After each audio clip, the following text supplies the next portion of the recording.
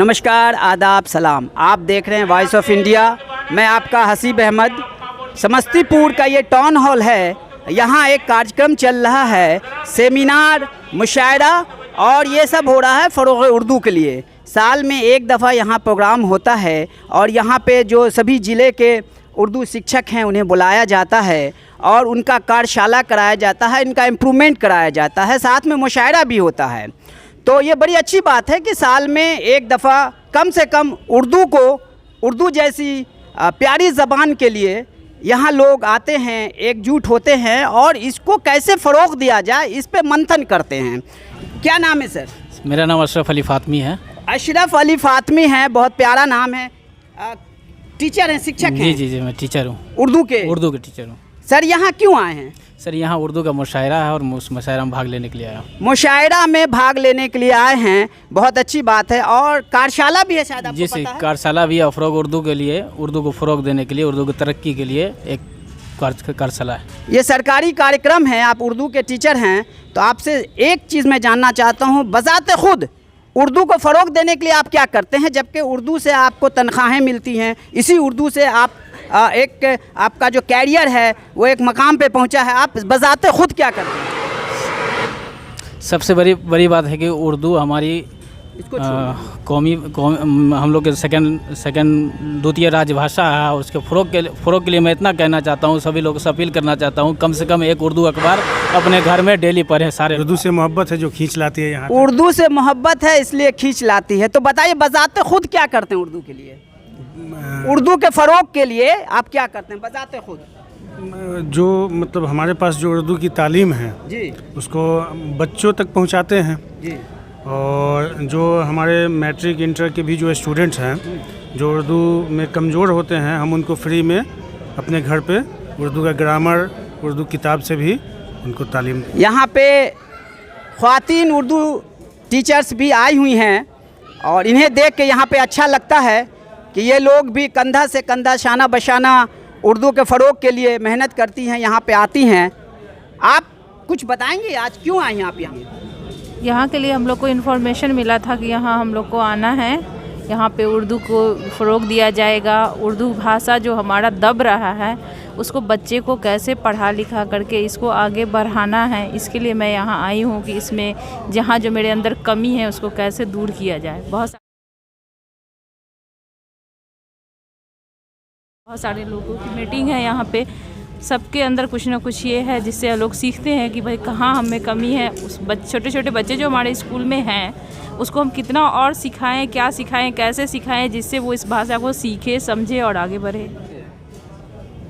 मेरे स्कूल में टीचर जितने बच्चे हैं उस हिसाब से टीचर मैं उर्दू की एक अकेली मैं हूँ, एक और टीचर होना चाहिए, बच्चा ज़्यादा है वहाँ, ठीक है, और सब ठीक ही है। क्या नाम है आपका? डॉक्टर मोहम्मद शकील।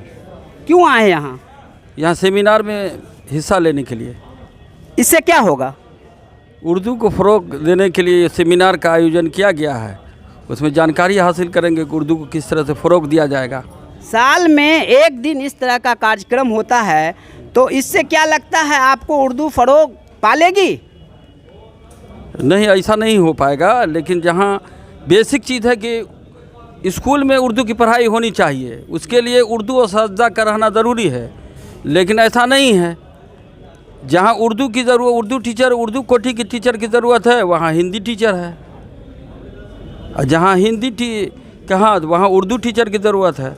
बुनियादी ज़रूरतों को पूरा करने की ज़रूरत है, जो कमी है उन्हें पूरा करने की ज़रूरत है, ऐसा इनका कहना है। उर्दू को अगर फ़रोग़ देना है तो उर्दू के साथ भी और भाषा के साथ जैसा व्यवहार किया जाता है, जैसा सलूक किया जाता है, ऐसा सलूक, ऐसा व्यवहार और ऐसी व्यवस्था करनी होगी, तभी उर्दू फ़रोग़ को पाएगा।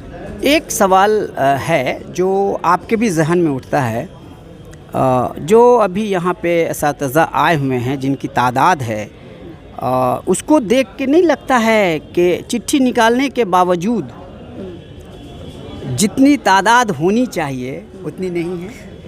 थोड़ा सा हटा के देखिए, इसकी ये ऐसा नहीं है, अभी आप इंतज़ार कीजिए, अभी लोग आएंगे।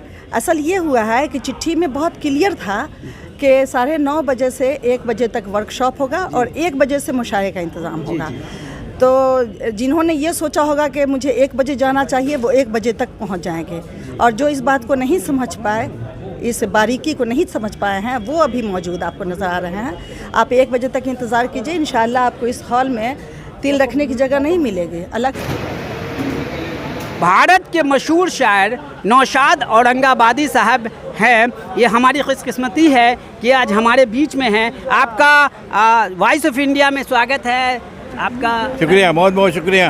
आप हमारे दर्शकों को सिर्फ ये बताएं कि 1 दिन का कार्यक्रम है, इसके अलावा और हम क्या करें कि उर्दू को फ़रोग़ मिले? हाँ, हम लोग तो देखिए हर महीने प्रोग्राम करते हैं और कुछ ना कुछ करके हमारे पांडे जी दोस्त हैं, ये हर महीने के आखिरी संडे को प्रोग्राम करते हैं, समझा, जिसमें मैं भी पटना से चला आता हूँ। शेर सुन लिया कि चाहता हूँ कि चाँद को छू लूँ। ऐसे लोग भी हैं आजकल, करते कुछ नहीं है लेकिन चाहते बहुत हैं। तो चाहता हूँ कि चाँद को छू लूँ, अपनी औकात भूल जाता हूँ, अपनी औकात भूल जाता हूँ। औकात के अंदर रहना चाहिए और जहाँ तक खिदमत कीजिएगा आपका नाम होगा, वो उर्दू हो या हिंदी हो, कोई भाषा हो। और आदमी को एक भाषा नहीं, तमाम भाषाओं से प्यार करनी चाहिए। आदरणीय देवेंद्र पांडे जी हैं, इनसे हम बात करेंगे। सर, उर्दू की ज़बान आपको कैसे लगती है? बहुत मीठी ज़बान है। मैंने 1965 में उर्दू सीखना शुरू किया था। अब भी उर्दू का अखबार इत्यादि पढ़ता हूँ और हमारे यहाँ हर महीने के अंतिम रविवार को मेरे घर पर कवि सम्मेलन मुशायरा होता है, जिसमें जितने लोग यहाँ उपस्थित थे सब लोग मेरे यहाँ आते हैं और बहुत बड़ा कार्यक्रम होता रहता है। हर महीने करीब 50 कवि शायर लोग जुटते हैं। बहुत अच्छा कार्यक्रम होता है। शायरा चल रहा है, तो हमारे साथ बात करने के लिए मौजूद हैं अल्पसंख्यक कल्याण पदाधिकारी सुनीता सोनू मैम। बहुत ही बेहतरीन पदाधिकारी, हम इनसे पहले भी मिल चुके हैं। मैडम से ये जो कार्यक्रम हो रहा है इस पर भी बात करेंगे और कुछ हमको मैडम टीचर्स लोगों की तरफ से फीडबैक मिला है, उस पर भी हम आपसे बात करेंगे। तो सबसे पहले वॉइस ऑफ इंडिया में आपका बहुत बहुत स्वागत है। धन्यवाद मैडम, ये जो फ़रोग़ उर्दू का साल में 1 दफ़ा कार्यक्रम होता है, तो ये अपने अहमियत को कितना हासिल करता है? ये अपने जो टारगेट है उर्दू के फ़रोग़ के लिए कितना हासिल करता है? इससे उर्दू जानने वाले काफ़ी दिलचस्पी लेते हैं, वो शामिल भी होते हैं और जो वो लोग सुनते हैं उस पर काफ़ी अमल भी करते हैं। उर्दू से जानने वाले जो होते हैं उनको एक प्लेटफॉर्म यहाँ मिल जाता है ताकि वे अपना कुछ वक्तव्य बोल सके। उनकी क्या समस्याएं हैं उसको भी हम लोग सुनते हैं और उस पर फिर अमल करते हैं ताकि उनका निराकरण किया जा सके। मैडम, अभी मैं कुछ देर पहले टीचर से बात कर रहा था तो हमको कुछ फीडबैक मिला है। उस संबंध में मैं आपसे एक सवाल है छोटा सा। उर्दू मकतब में या उर्दू स्कूल जो होते हैं उसमें उर्दू शिक्षक की बहुत ज़्यादा कमी है, जिससे उर्दू की पढ़ाई प्रभावित हो रही है। इस पे आपका क्या रद्द-ए-अमल है? ये अब शिक्षक नियोजन का मामला है जिसको शिक्षा विभाग देखती है। मैं इसको प्रकाश में शिक्षा विभाग को लाऊंगी ताकि वहाँ उर्दू शिक्षकों की बहाली हो सके। इसी से रिलेटेड एक सवाल है, इसी से रिलेटेड ये इतना बड़ा कार्यक्रम है, पदाधिकारी आते हैं, तो अगर यहाँ पे शिक्षा पदाधिकारी भी होते तो ये यहाँ के समस्याओं से रूबरू होते, तो उनका आना भी तो मेरे हिसाब से ज़रूरी था। उनका एक वीसी चल रहा था मुख्य सचिव के साथ, उनको भी आमंत्रित किया गया था। सर व्यस्तता के वजह से नहीं आ सके हैं। जो भी समस्याएं हैं वो मेरे जरिए उन तक पहुँच जाएगा। मैम, पिछले दफ़ा भी फ़रोग़ उर्दू में मैं था और जो अल्पसंख्यक आयोग के चेयरमैन हैं हकीम यूनुस साहब ने ये कहा था कि यहाँ पे शिक्षा पदाधिकारी का होना जिला शिक्षा पद ज़रूरी है, ये ऐसा उन्होंने कहा था। तो पिछले दफ़ा भी नहीं थे, इस दफ़ा भी नहीं हैं। चलिए कोई नहीं। एक और बहुत बड़ा इशू है मैम, अभी बिहार सरकार ने सभी स्कूलों के लिए बेंच और डेस्क मुहैया कराई है, लेकिन ये डेस्क बेंच का आवंटन उर्दू मकतबों को नहीं हुआ है, ऐसा शिक्षकों ने हमें बताया है। ऐसा भेदभाव क्यों सर? अभी तक मुझे इसकी जानकारी नहीं थी, अब मैं जान गई हूँ। मैं इस पर निराकरण कराऊंगी, जल्द ही कराऊंगी। बहुत बहुत शुक्रिया वॉइस ऑफ इंडिया से बात करने के लिए। हम आशा करते हैं कि जो समस्या हैं वो आपके हाथों से निराकरण हो। बहुत बहुत धन्यवाद।